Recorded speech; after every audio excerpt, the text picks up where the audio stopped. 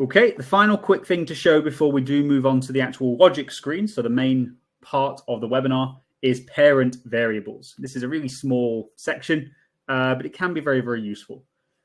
It's a great tool for allowing you to control the visibility of certain elements on your indent form based on the value of another variable within that form itself.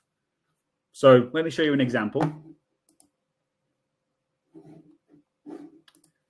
Easiest again in my reference document. So this isn't actually doing anything on the product itself at all. It's all within the form.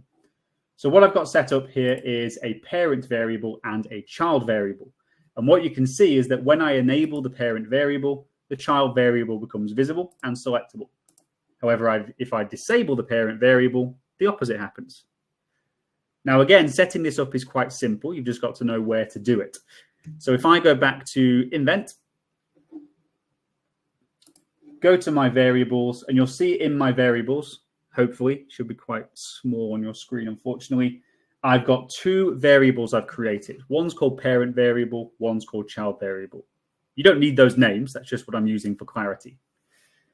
And what we're doing here is actually associating one of those variables with a value of the other variable.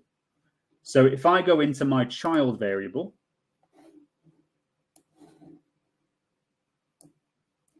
what you'll see right at the top of its list of settings there is if you've got this parent section.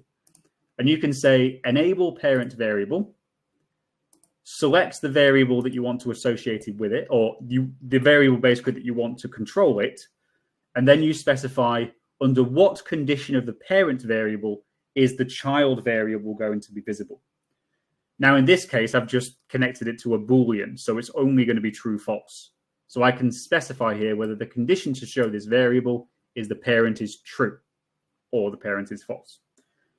It doesn't have to be a Boolean. You can specify it against a drop-down list, for example, where it's visible if a certain value is selected in the drop-down list.